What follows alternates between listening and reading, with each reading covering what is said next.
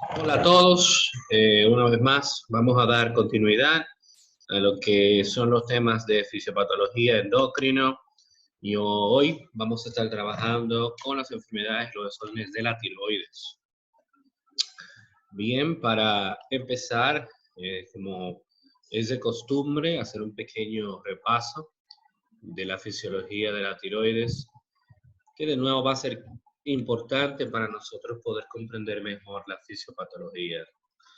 Y como vemos aquí, nos recuerda las funciones principales que tenemos de las hormonas tiroideas. De estas funciones que vemos aquí, pues lo más posible que esta sea la que nosotros más conozcamos, que es la regulación del metabolismo basal, la tasa en la que ocurren las reacciones químicas y el funcionamiento de todos los órganos. Lo que nosotros conocemos, si hay mucha hormona, es más rápido el metabolismo. Si hay menos hormona tiroidea, es más lento. Y en realidad, si ese es el conocimiento que tenías, está perfectamente correcto. Lo que yo quisiera es que agreguemos a ese conocimiento esta función que está aquí, que dice que también las hormonas tiroideas son determinantes muy importantes, ¿okay? Críticos, dice aquí en la palabra, del desarrollo cerebral y somático en los infantes. No solo eso, sino también en la vida fetal durante esos últimos, eh, más bien esas últimas semanas de gestación, donde el proceso de desarrollo nervioso se vuelve el tema fundamental, pues es de vital importancia también tener disponibilidad de las hormonas tiroideas en ese momento. Por lo tanto, esto nos va a ayudar mucho a nosotros reconocer una función que a veces ignoramos y por lo tanto una gran importancia a nosotros diagnosticar problemas que pudieran llevar a déficit de yodo, específicamente durante el embarazo y durante los primeros años de vida. Como vamos a ver, el déficit nutricional de yodo es la causa más importante de hipotiroidismo en el mundo. Pero en el caso de una embarazada que tiene déficit de yodo, su bebé no va a poder formar estas hormonas, que no va a haber yodo, que es la materia prima, y por lo tanto su hipotiroidismo va a ser congénito. Y los defectos que produce el hipotiroidismo congénito son efectos de por vida, como el retraso mental o en algunos casos un coeficiente intelectual extremadamente bajo. O sea, estas van a ser cosas que no pueden ser revertidas aún con el tratamiento. ¿Okay? Y eso vuelve, pues sin duda alguna, eh, esta enfermedad del hipotiroidismo congénito en un desorden de trascendencia, porque trasciende de una generación, mamá que tenía un hipotiroidismo, a su hijo, que también ahora va a tener un hipotiroidismo. En el caso de su hijo, va a ser congénito. ¿Okay? Esto, la síntesis y secreción de las hormonas tiroideas se mantiene en límites específicos por un mecanismo regulatorio que nosotros ya revisamos en la clase anterior, por lo tanto no me voy a detener ahí. A lo que hace referencia esta diapositiva es ese sistema de retroalimentación negativa, que de hecho en el ejemplo que les di en la clase anterior fue precisamente con el eje de la tiroides. ¿Okay? O sea que aquí no nos vamos a meter tanto en esa explicación de nuevo. En términos anatómicos, la mayoría de nosotros ya sabemos que la tiroides se encuentra en la parte anterior del cuello. Es una glándula bilobulada de origen endodérmico, deriva de los arcos faringios, si es algo que ustedes recuerden de su clase de embriología, y esos dos lóbulos van a estar conectados por una especie de istmo. Algo también que deben recordar de embriología es lo siguiente, y es que la tiroides no inició en la parte anterior del cuello, sino que su inicio fue en la base de la lengua, justamente en la parte posterior donde la lengua inicia o termina, dependiendo de la perspectiva que lo tomes. Ahora bien, la lengua no, a tiroides no debe permanecer ahí. De hecho, si la tiroides falla en movilizarse en la parte anterior del cuello y se queda a nivel de la lengua, vas a tener un inconveniente. Primero, vas a tener una tiroides que no va a funcionar bien, o sea que el paciente va a tener un hipotiroidismo, además de que va a estar básicamente obstruyendo la vía digestiva y va a causar disfagia de sólidos, ¿ok? Por lo tanto, eso debe ser corregido con cirugía. Eso se llama tiroides lingual. Por lo tanto, debe haber algún tipo de herramienta para que la tiroides pueda descender en la parte anterior del cuello. Esa herramienta se conoce como ducto del tirogloso. El ducto del tirogloso es literalmente eso, un canal que le permite a la tiroides embrionaria movilizarse o descender desde la parte final, posterior de la lengua, hacia la parte anterior del cuello. En muchas personas, parte de ese ducto de tirogloso queda una especie de vestigio de lo que fue, y ese vestigio se conoce como lóbulo piramidal, ¿okay? Que va a retener una función activa de producción hormonal también. Es una glándula con un peso de 20 a 30 gramos aproximadamente, y evidentemente por la posición que tiene, guarda relación con estructuras de gran importancia. Por ejemplo, por su posición en el cuello, ya ustedes se imaginan que guarda gran importancia con la tráquea, con la laringe y también con el esófago. ¿Okay? Esto es importante porque recuérdense que en algunas condiciones puede haber un aumento del tamaño de la glándula tiroidea que nosotros los definimos como bocio. Y quería hacer el hincapié en este momento de que muchas veces he escuchado que cuando se habla de bocio, alguien de una vez lo conecta con alguna patología hormonal de manera exclusiva. Me refiero, si es bocio es hipotiroidismo. Si es bocio es hipertiroidismo. Y si ustedes se fijan bien, la definición de bocio no contempla un déficit de función hormonal. La definición de bocio solo contempla el aumento de tamaño de la glándula. Porque nosotros podemos presentar bocio con un hipotiroidismo como en Hashimoto. Y podemos presentar un bocio en hipertiroidismo como en Graves. Pero también podemos presentar bocio cuando no hay ni hiper ni hipotiroidismo en algunos tipos de cáncer. Por lo tanto, el bocio es una entidad independiente, en cierta forma, por así decirlo, de las condiciones hormonales de la glándula. Pero si el bocio empieza a crecer de manera indiscriminada, tú vas a tener pacientes que se van a quejar de ronquera, de dificultad para tragar, dificultad incluso hasta respiratoria, porque recuérdense que va a empezar a hacer daño mecánico, a comprimir mecánicamente estructuras vecinas como la que les estoy mencionando en este momento. Como le dije, el origen endodérmico, el 21 días post-concepción, eso no es una sorpresa, los 21 días post-concepción es la tercera semana, donde inicia la formación del disco germinativo trilaminar. Es bastante sencillo apoyarse que empieza ahí.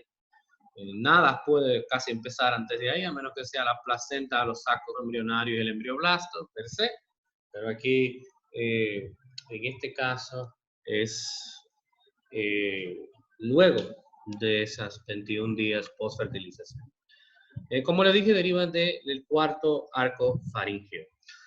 Microscópicamente hablando, y no pretendo tampoco meterme mucho en histología, ustedes saben que una de las unidades funcionales a nivel de la tiroides son los folículos. Esos folículos cambian dependiendo de la estimulación que va a tener la hormona, la glándula, perdón. Por ejemplo, usualmente están compuestos por una capa única de células foliculares que rodean una luz, ¿verdad? Como pueden ver aquí, rodean una luz, ¿verdad? Aquí lo pueden ver de color rosadito. Ese color rosadito es coloide, ¿ok? Y en ese coloide, chicos, en ese coloide es que va a estar la tiroglobulina, que es extremadamente importante la tiroglobulina para la síntesis de las hormonas tiroideas. Es en esas áreas, ¿verdad? Esas luces o lumen, como dice el libro de histología, llenos de proteínas, ¿verdad? Ahora bien, si la TSH llega, como un estimulante de la tiroides, las células foliculares se tornan columnares y se empieza a consumir toda esa proteína. ¿Okay? Ahora, cuando la TSH está suprimida, las células foliculares se aplanan, las células foliculares se aplanan y vuelven a llenarse de coloides, como pueden ver en esta linda imagen que les puse aquí. ¿Ok? Hay dos hormonas tiroides biológicamente activas, y si la palabra activa está entre comillas, no es un accidente, es porque realmente, en términos biológicos per se, solo hay una hormona biológica, y es esta que ven acá, que nosotros la conocimos como T3, pero T3 es un apodo, chicos. El verdadero nombre de esta hormona es 3,5,3-trillodotironina. Nombre medio feo, por eso la mayoría de las personas solo le llaman T3, ¿verdad? Y su hermana, que es la tiroxina, que es la T4. Es posible que estas son las dos hormonas que ustedes le hayan escuchado siempre a la tiroides. No son las únicas, pero son las dos que más has escuchado. Y realmente la que es biológicamente activa es la T3. Sin embargo, ustedes han escuchado muchísimo de la T4. Y es que la T4 posee ciertas características que la vuelven extremadamente útil para nosotros. Número uno, la T4 tiene la capacidad de formar T3. Lo único que tenemos que quitarle un yodo en su anillo externo. ¿Ok? O sea que la T4 puede ser fácilmente convertida en T3. Número uno.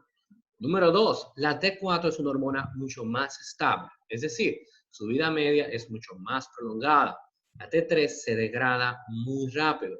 Por lo tanto, tener grandes depósitos de T4 siempre va a ser muy importante para tener reservas, ¿verdad? Número 3, el tratamiento del hipotiroidismo, si estamos hablando de hormona biológicamente activa, en teoría debería ser la T3. El problema es que como la T3 tiene una vida media tan corta, eso indicaría que a tus pacientes vas a tener que tratarlo con 3, 4 y 5 pastillas al día. Ya ustedes se van a imaginar que eso va a ser muy difícil que el paciente cumpla. Sin embargo, si utilizas tratamientos con T4, como la levotiroxina, que es T4, vas a fijarte que a veces solo tienen que tomar, o a veces no, siempre solo tienen que tomar una pastilla al día. ¿Ok? Así que el AT4 tiene algunas características que en términos clínicos, para nosotros como médicos, nos va a dar grandes facilidades para tratar enfermedades. Y por eso es que ustedes escuchan tanto la T4. Hasta para medir en sangre es muy buena, precisamente por esa estabilidad que tiene, es menos propensa a darnos errores de interpretación y falsos positivos o falsos negativos, como lo pudiese hacer la T3. ¿Okay? Como habíamos hablado en una de las clases, la T3 y la T4 forman parte de un grupo de hormonas que en su estructura está la tirosina. Vamos a tener que tienen dos átomos de yodo unidos a su anillo interno. La diferencia radica en el anillo externo. En el caso de la T4 vamos a tener 2 en el anillo externo porque 2 más 2 son 4, chicos. Y en el caso de la T3 vamos a tener 2 en el interno y 1 en el externo porque 2 más 1 son 3, ¿verdad? Una hormona que también se produce en la tiroides es una versión similar a la T3, pero que está en una posición invertida. Y se llama 3,3,5-triotironina o RT3. Esta hormona es biológicamente inactiva y no ha sido asociada para nada, no la tenemos, no se utiliza para dar seguimiento de ninguna enfermedad, para medir nada, para nada. Simplemente que se forma. Ustedes dirán, doctor, ¿por qué estamos perdiendo el tiempo aprendiendo una hormona inútil? Y es que la T4, cuando se desyoda, ustedes pensarían que toda la T4 que se le quita un yodo va a formar T3. No. De hecho, del 80% de la T4 que se desyoda, 40% forma T3 regular y el otro 40% va a formar T3 en reversa. O sea que no toda la T4 desyodada va a formar T3 como la conocemos. Algo interesante, a mí siempre me ha llamado mucho la atención, es que la T4 solo se produce en la glándula tiroidea. ¿Okay? Ustedes dirán, doctor, pero eso tiene mucho lógico de pensarlo. Sin embargo, la T3, la mayoría de la T3 que se produce en nuestros cuerpos, se produce por desyodación periférica. Es decir, más de la mitad de la hormona biológicamente activa básica y principal de la tiroides se produce fuera de la tiroides. En cualquier tejido que tenga una enzima que se llama 5-monodesyodasa. Cualquier lugar que pueda tener esa enzima va a poder retirarle un yodo a la T4 y formar T3. Y eso es extremadamente interesante. El yodo es la materia prima principal, lo podemos obtener de lo que nos alimentamos, no es como que la podemos formar a partir de ninguna reacción metabólica, si ustedes lo saben porque ustedes pasaron por bioquímica, o sea que debemos consumirlo, ya sea en alimentos. La sal marítima, chicos, tiene yodo. De hecho, la sal que nosotros consumimos, que compramos en el supermercado, la mayoría incluso debe ser yodada por ley. ¿Okay? Como pueden ver, varios productos la contienen. Y es la materia prima, es lo que tenemos que tener en cuenta. El mismo cuerpo lo sabe, que el yodo es exclusivamente de forma inicial para la tiroides. Y esta diapositiva que ven aquí, no se asusten, yo no les voy a pedir que tengan que aprender requerimientos nutricionales de cada uno de estos momentos, pero a mí siempre me parece interesante ver esto, porque estos son las recomendaciones de yodo diario, según el Food and Nutrition Council y el Instituto de Medicina. Esto es interesante porque ustedes se fijan, están marcados diferentes momentos de la vida, pero no sé si se fijan que aquí el embarazo y la lactancia es casi el doble. De hecho, el que más requerimiento tiene es la lactancia. Y de nuevo esto le hace un llamado a lo que yo le mencionaba ahorita, de la importancia de tener suficiente yodo para el feto, en el caso de la embarazada, y para el recién nacido, en el caso de la lactancia, donde tú asumes por lo menos en la lactancia que pudiesen haber 6 meses exclusivos solo de seno. Por lo tanto, es importante que mamá que está dando el alimento se supla bien también de yodo para poder brindar a través de la leche materna el yodo al bebé. ¿Okay? Recuerden que estamos hablando que son momentos importantes y críticos para el desarrollo somático, para el desarrollo del sistema nervioso, que es una de las funciones que hablábamos de la tiroides. Esto que ven aquí es una célula folicular, como pueden ver. Esta parte de aquí va a comprender el plasma, esta parte de acá es la célula folicular, y esta parte de aquí es el lumen, donde podemos ver estas pequeñas goticas que son de color amarillo claro, son las tiroglobulinas. Vamos a ver qué pasa aquí. Esto que ven aquí, este anión, representado por la letra I, una carga negativa, ¿verdad? Anión, son estos punticos aquí, esto es el yodo. Este yodo, pues, lo tuvimos de la dieta, y ese yodo, una vez es ingerido, va a ser llevado a la tiroides, donde la célula folicular va a tomarlo. Como ven, ese yodo va a ser internalizado a la célula. Una vez está en la célula, lo vamos a movilizar a la región más apical que podamos llegar de la célula folicular, y luego lo vamos a pasar al lumen, ¿okay? El lugar rosadito que vimos, que es este aquí. Ahora tenemos nuestro yodo, lo sacamos del plasma, lo atravesamos por toda la glándula y lo llevamos aquí al coloide. Una vez en el coloide, vamos a hacer algo muy interesante, y es que vamos a tomar ese yodo, esos yodos, y los vamos a empezar a internalizar dentro de la tiroglobulina. Vamos a tomar esos yodos y los vamos a poner dentro de la tiroglobulina. Y ahora cuando estamos dentro de la tiroglobulina, podemos ver algo interesante. Aquí pueden ver como unos pequeños palitos. Si se fijan aquí, vamos a imaginarnos que esos palitos que les puse aquí son la tirosina. ¿Okay? Entonces vamos a tomar esos yodos y los vamos a empezar a pegar ¿a dónde? En la tirosina. Ese proceso se llama organificación. ¿Ok? Ese proceso se llama organificación y es extremadamente importante porque uno de los medicamentos principales para el tratamiento del hipertiroidismo bloquea este proceso. Ese medicamento se llama metimazol, de la familia de las tionamidas, que ustedes seguramente van a ver en terapéutica. Entonces, vamos a tomar ese yodo y lo empezamos a pegar en la tirosina. Y si se fijan, tenemos aquí un palito, que es una tirosina, con un yodo. ¿Cómo se llama eso? Monoyodotironina. Eso es lo que significa MIT. ¿Okay? No es ningún tipo de instituto para gente inteligente. Aquí tenemos el palito, pero con 2 yodos. ¿Cómo se va a llamar esto? Diyodotironina. ¿Ok? Entonces ahora tenemos monoyodotironinas y diyodotironinas. Genial.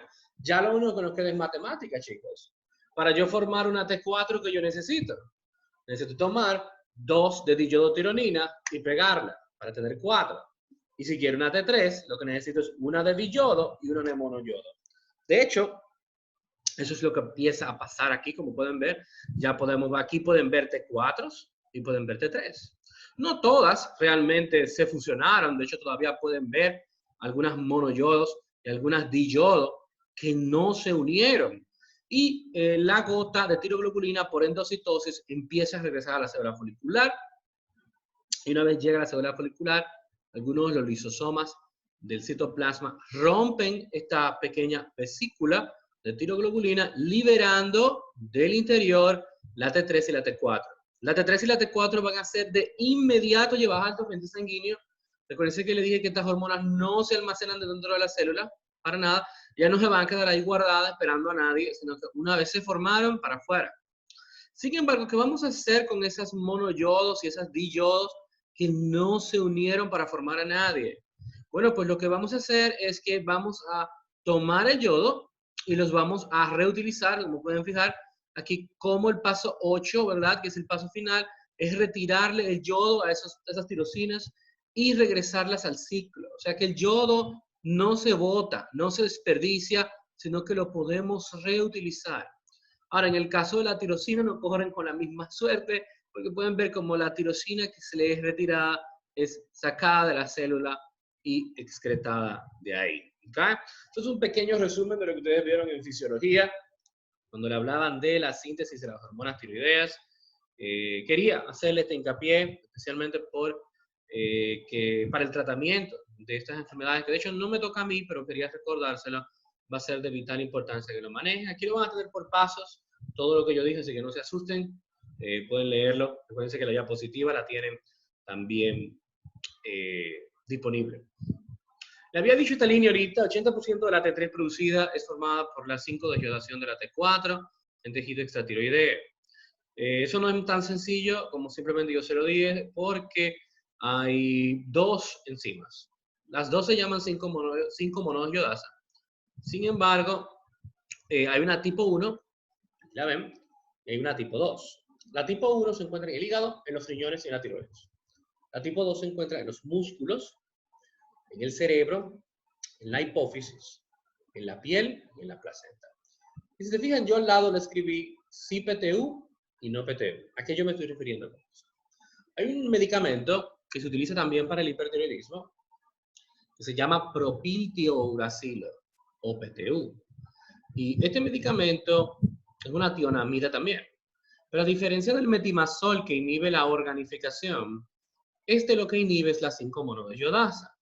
Y en un paciente con hipertiroidismo, si yo consigo bloquear la transformación de T4 a T3, esas son buenas noticias, porque recuerden que yo le dije que la hormona que es realmente biológicamente activa para la tiroides es la T3, no la T4. La T4 es como un buffer, un almacén. Por lo tanto, chicos, esto es muy importante porque vemos que hay dos isotipos. Pero el PTU como medicamento no puede bloquearlo los dos. O sea que no crean que tienes un paciente con hipertiroidismo y le vas a tratar con PTU y que simplemente tú vas a bloquear el 100% de la producción de T3. Para nada, no lo vas a lograr. No es una panacea, sino que parcialmente vas a reducir la protección, vas a reducir la producción. ¿Okay? Porque pueden ver que la enzima, la tipo 2, que está en el músculo, el cerebro, hipófisis, la piel y la placenta, no va a ser afectada. La tasa de producción de T4, la T4, perdón, es de 80 a 100 microgramos por día, todo dentro de la tiroides. La reserva tiroidea, la T4, contiene 800 mil microgramos, la mayoría extracelular. La T4 se degrada al menos un 10% al día, es mucho más estable, aproximadamente el 80% que se de yodo, ya se lo dije ya, 40 es para la T3 y 40 es para la RT3. En el caso de la T3 es mucho más lábil, 80% de ella se forma fuera de la tiroides, ni siquiera adentro. La producción total es mucho menor, 30 a 40 microgramos por día. La reserva tiroidea de T3 contiene cerca de 50 microgramos, la mayoría dentro de la célula, y la T3 se degrada, oigan esto, mucho más rápido. Aquella era solamente a un 10%, la T3 se degrada a 75%. Es extremadamente lábil esta hormona, por eso le hacía el hincapié ahorita. Y como cualquier tipo de hormona necesita una proteína transportadora para viajar por la sangre. Recuérdense que una hormona que no esté unida a una proteína transportadora está libre. Las fracciones libres de las hormonas son las fracciones activas. ¿Okay? Esto es importante porque tú a veces no quieres que simplemente desde que la hormona llegue a la sangre se active, sino que tú quisieras que la hormona se una a esa proteína transportadora y llegue a su receptor, que en muchos casos está bastante lejos, chicos. Por ejemplo, imagínense el receptor de la FSH, ¿verdad? La FSH se produce en la hipófisis, chicos, y su receptor está, en ese caso, ¿en dónde? En las células de las gónadas. Es un viaje bien largo, ¿eh? Por lo tanto, no quisiera que la hipófisis la tire la sangre y se active. Por lo tanto, deben usar proteínas transportadoras, ¿verdad que sí? Y no hay excepción aquí para para la T3 y la T4. Utilizan varias. La principal es la globulina fijadora de tiroxina o TBG, pero como pueden ver también tenemos la transtirretina, la albumina lipoproteína. No voy a meter ahí, pero aquí le puse las distribuciones de cada uno. Ya entrando en materia, no voy a durar más aquí en fisiología. Hoy vamos a estar hablando del hipotiroidismo y del hipertiroidismo per se, como enfermedades de función endocrina que tenemos que tomar en cuenta. La clasificación del hipotiroidismo es primario y secundario. En el caso del hipotiroidismo primario es un déficit propio de la glándula, a pesar de tener una estimulación apropiada por parte de la hipófisis. Mientras que el hipotiroidismo secundario es el déficit de la hipófisis, ¿okay? Es un déficit de la hipófisis para producir la TSH o del hipotálamo y por lo tanto no estimula la tiroides, ¿okay? En el caso del hipotiroidismo primario, que sería el más frecuente de que esto pase, usualmente afecta el 1% de la población general y el 5% por encima de la edad de 60 años. Es más comunes en las mujeres. De hecho, todas las enfermedades de la tiroides van a ser más comunes en las mujeres, no esta solamente. Tiene una edad media de diagnóstico en 60 años, chicos. Y cuando yo le digo edad media de diagnóstico en 60 años, no me estoy refiriendo que esta es una enfermedad que no le da a los pacientes jóvenes. De hecho, sí le da mucho a los pacientes jóvenes, porque una de las causas, de esta enfermedad es la tiroiditis de Hashimoto. De hecho, es la primera causa en Estados Unidos y la segunda causa en el mundo de hipotiroidismo. Y esto es importante porque las enfermedades autoinmunes tienen la tendencia a aparecer en mujeres jóvenes. ¿Ok? ¿Cuál es el problema? Porque ustedes creen que dice la medida de diagnóstico 60 años. Tiene que ver mucho con la sintomatología, chicos. Miren aquí algunos de los síntomas que aparecen. Ganancia de peso. Muchos de ustedes me pueden decir, especialmente en estos momentos, que han ganado peso. Y porque ustedes ganar peso significa que ustedes van a ir a evaluarse. Casi nadie lo hace. Fatiga. La mayoría de las personas se puede sentir cansada. Depresión. Imagínense ahora uno trancado en la casa. Debilidad. Dificultad respiratoria al hacer ejercicio. Cuando subes una escalera que te sientes cansado. Dolor muscular, estreñimiento. Entonces se están dando cuenta. Estamos hablando de síntomas que son muy inespecíficos. Y al ser inespecíficos, las personas lo toman como cualquier otra cosa, menos como la enfermedad. Los jóvenes específicamente no lo van a tomar muy en serio. Y usualmente cuando ya uno está viejito, que lo están chequeando por algún otro problema, porque las piezas se le están dañando, ya sufre de la presión, sufre de aquello, y te hacen pruebas, ahí es que usualmente le diagnostican. De nuevo, si tú tienes una alta sospecha de un hipotiroidismo en un paciente de 30, 32, 33 años, no digas, no, el doctor Mansur me dijo a mí que debe media diagnóstico de 60 años. No me estoy refiriendo a eso. Si tienes la sospecha, haz las pruebas tiroideas. Lo que quiere decir aquí es que usualmente los diagnósticos se hacen tarde y eso se debe mucho a que los pacientes no toman con seriedad los síntomas o más bien ni siquiera lo notan. Imagínate una embarazada, tienes todos sus síntomas ya de por sí. ¿Cómo ella se va a dar cuenta que tiene un hipotiroidismo? Muy difícil. Entre los síntomas menos comunes es la disminución del apetito, ronquera, disminución del sentido del gusto y del olfato, disminución de la audición. En estos casos, usualmente se debe mucho a lo que es el aumento de tamaño de la tiroides. Empezó la disminución del apetito, usualmente debe ir pegada a disfagia, dificultad para tragar por bocios grandes. Lo mismo con la ronquera, debe haber algún tipo de compresión de los nervios laringeos que pasan por el cuello y también de la laringe donde están las cuerdas vocales. Lo mismo con las alteraciones del gusto y el olfato. ¿Okay? En el caso aquí también tenemos unos cuantos signos, la bradicardia, hipertensión diastólica, el pelo va a estar quebradizo, se va a ver delgado, vamos a ver que él tiene pelo, pero se ve el cuero cabelludo como si no tuviera casi, edema periférico, conocido como un mixedema, y también bocio, que es el aumento de la glándula, del tamaño de la glándula tiroidea, y el diagnóstico, una TSH elevada con una T4 libre disminuida, debería ser suficiente para hacer un diagnóstico de un hipotiroidismo primario. Ahora, ¿cuál es la razón del hipotiroidismo primario? No la sabes, pero sabes que es un hipotiroidismo primario. El tratamiento va a ser levotiroxina. Aquí pueden ver a esta señora, muy interesante foto, donde vemos una foto antes, después del tratamiento. Si ustedes se fijan aquí en la foto de antes, pueden ver este edema, ¿verdad? Justamente debajo de los párpados, aquí lo incluso lo menciona, edema periorbitario. Hay una diferencia un poco menos apreciable, pero pueden ver el cabello seco, ¿verdad que sí? La cara en general muy hinchada, pueden ver aquí los bordes. Y no sé si se fijan, aquí ya posterior al tratamiento, miren que no se ve ya el edema, ¿verdad? El pelo se ve un poco más claro y el edema, la hinchazón de la casa también ha bajado bastante. O sea, aquí pueden ver, bueno, una interesante foto de una paciente antes y luego del tratamiento.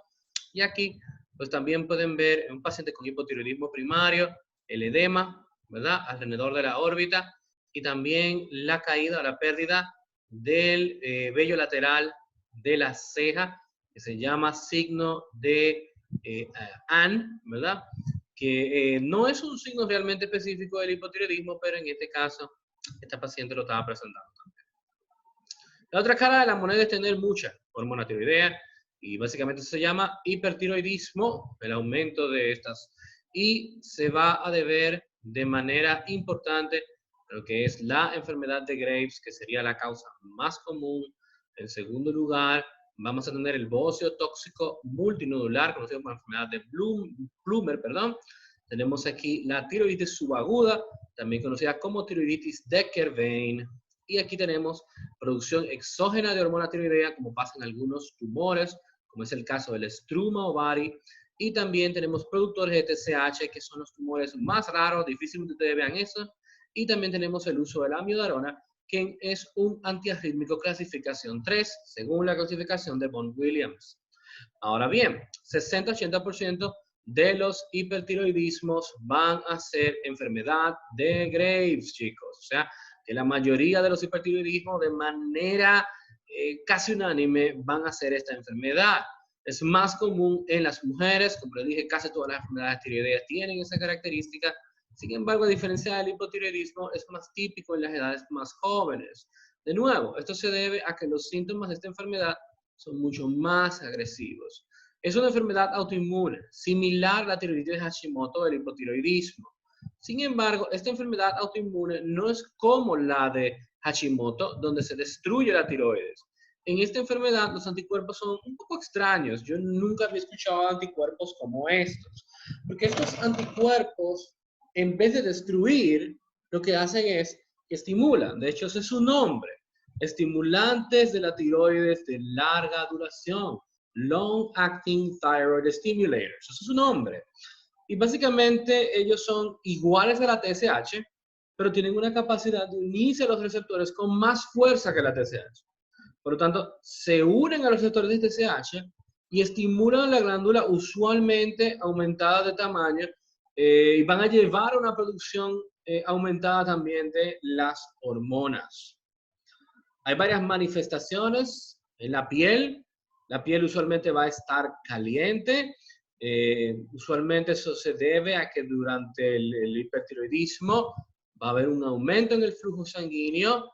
También la piel va a ser suave debido a la disminución en la capa queratínica. Otros cambios que ocurren son la diaforesis o la sudoración excesiva, que se debe al aumento de la tasa de metabolismo, que muchas veces produce calor. Va a haber un aumento de la calorigénesis. O sea que las personas van a tener un aumento en la producción de calor dentro del cuerpo, por lo que los pacientes van a sentirse con intolerancia al calor. Tú vas a tener personas que no están en un clima necesariamente caluroso, pero lo vas a ver sudoroso y quejándose de calor, y tú vas a decir, pero ¿y qué es lo que te pasa? Porque realmente no hace calor. La onicolisis es básicamente un aflojamiento de las uñas del lecho unguial, son conocidas como uñas de Plummer, es también como el ablandamiento de las uñas. Como pueden ver aquí, se ven como las uñas literalmente se están separando de su base. Pueden ver aquí al menos en estas 3 uñas del medio que tiene este paciente aquí. La hiperpigmentación, yo no lo he visto, pero usualmente es en casos muy severos. Usualmente se debe a un mecanismo del estrés, y como ustedes ven, estrés, la hormona de estrés por excelencia es el cortisol. Si hay estrés en el cuerpo y se eleva el cortisol, recuerden que para que haya cortisol debe haber ACTH, y para que haya ACTH debe haber para que haya ACTH debe haber formación de hormonas estimulantes de melanocitos también. ¿Okay? Prurito usualmente es un hallazgo ocasional y solo en la enfermedad de Graves, no en todos los tipos de hipertiroidismo. Además, con la enfermedad de Graves también en sus amiguitas, que son enfermedades autoinmunes también, como el vitiligo, ¿verdad que sí? Lo pueden ver aquí en esta imagen, y también la alopecia areata, que es la pérdida de cabello focalizada, como si fueran pequeños parches de cabello en el cuero cabelludo, sin ningún orden, sin ningún patrón, como por ejemplo el patrón androide de calvicie, que es por las entradas, ¿verdad que sí? Por la parte posterior. Aquí no ocurre así, sino que se va por parches, es una enfermedad autoinmune también, y el pelo va a ser bien delgado y quebradizo. A nivel oftalmológico, que tal vez es lo que caracteriza y por lo que muchas personas conocen al hipertiroidismo, creo que hay un dato interesante aquí. Los problemas básicos del hipertiroidismo se deben a algo que se llama mirada fija y retracción del párpado. Imagínense como cuando uno era niño que veía aparecía un amiguito que sabía cómo subirse el párpado para atrás. Eso es lo que pasa. El párpado no cierra completamente, sino que se queda retraído y le da impresión a las personas de que siempre está como sorprendido. ¿Okay? Eso es algo muy típico del hipertiroidismo en general, en todos los pacientes con hipertiroidismo, sin importar la causa, sin importar que sea una estruma, que te están dando mucha hormona, que es un Graves o que es un Plummer, cualquiera de las, o tumor, cualquiera que esté produciendo un hipertiroidismo va a tener este problema. Se debe a una hiperreactividad simpática, posiblemente mediada por los receptores alfa adrenérgicos. El retraso del párpado se evalúa haciendo que el paciente siga tu dedo arriba y abajo. Cuando pongas el dedo hacia abajo, que el paciente mire hacia abajo, si se ve la esclera, que es la parte blanca del ojo por encima de la iris, tú puedes hacer el diagnóstico de retracción del párpado. Muchas personas confunden la retracción del párpado y la mirada fija con lo que caracteriza la enfermedad de Graves. La enfermedad de Graves tiene ella específicamente, de todas las formas de hipertiroidismo, tiene un problema, una oftalmopatía que se llama exoftalmos o proptosis. Si la retracción del párpado lo que da es la impresión de que la persona está sorprendida y los ojos se le ven más grandes, la proptosis es que los ojos del paciente se brotan hacia afuera. ¿Ok? Como pueden ver en esta imagen, no es lo mismo, chicos. No es lo mismo que tener el párpado agarrado hacia atrás. El asunto es que muchas veces tú tienes las dos cosas juntas. El párpado retraído, como esta persona, y el ojo brotado hacia afuera. ¿Ok? Pueden ver aquí en ambos casos. El exoftalmos, chicos. El exoftalmos no es una manifestación del hipertiroidismo. Es una manifestación de la enfermedad de Graves.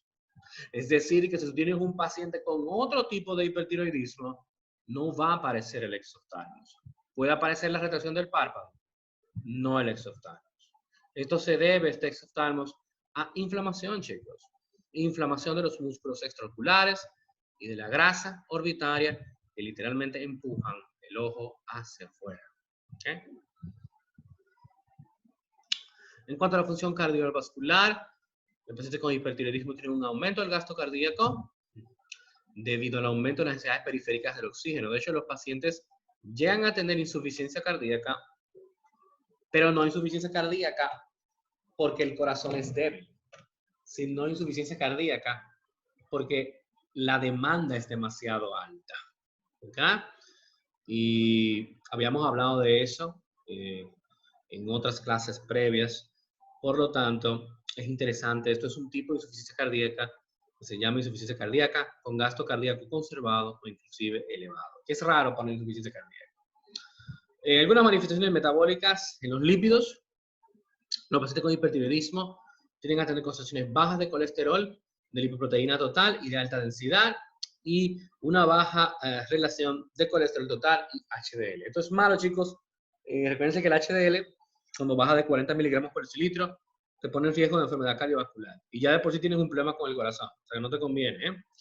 La hiperglicemia también, aunque la tiroxina, que es la T4, no es una hormona contrarreguladora de la insulina, el hipertiroidismo puede interferir con el metabolismo de la glucosa. Yo diría, bueno, pero ¿cómo lo hace? Se asocia con una mayor sensibilidad de las células pancreáticas a la glucosa, lo que resulta en una mayor secreción de insulina. Ok, esa primera función, al contrario, no va a hacer nada para que el paciente tenga hiperglicemia, porque si el páncreas se vuelve más sensible a los cambios de la glucosa y suelta la insulina más fácil, pues al contrario, el paciente lo que va a tener es más riesgo que le baje el azúcar. Sin embargo, miren esto, hay también una segunda opción, una segunda función, perdón, es el antagonismo de la acción periférica de la insulina.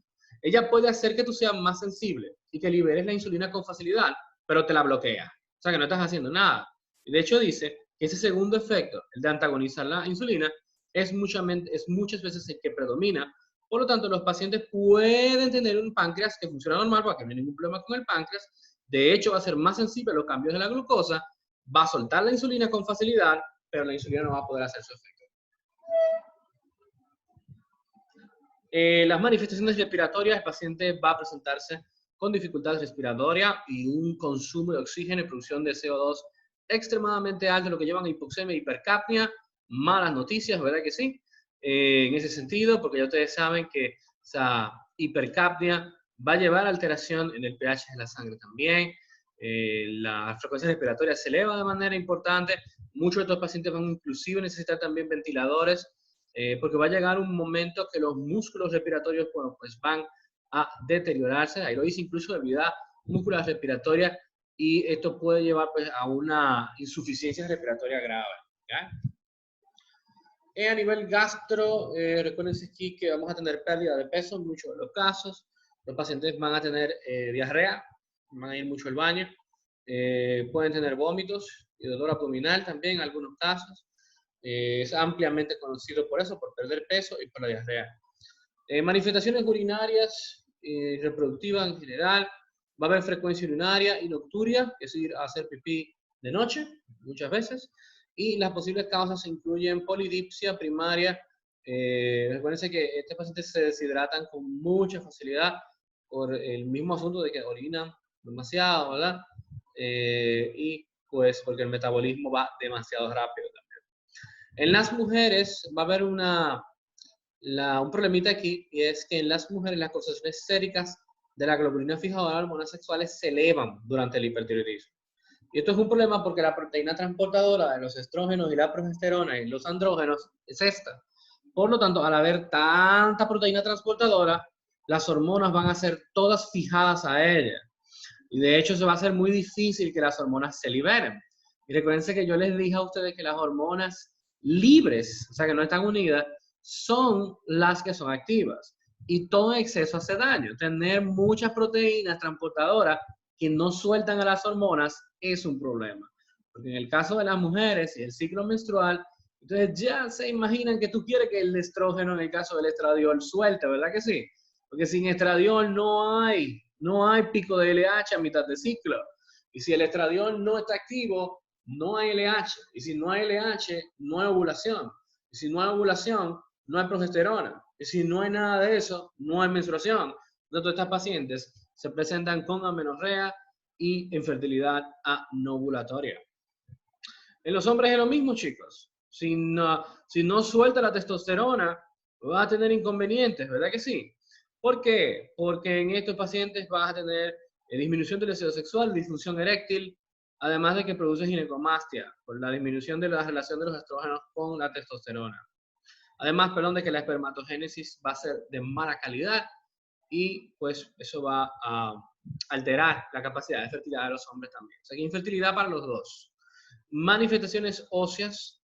La hormona tiroidea estimula la resorción ósea, lo que resulta en una mayor porosidad del hueso cortical y un volumen reducido del hueso trabecular.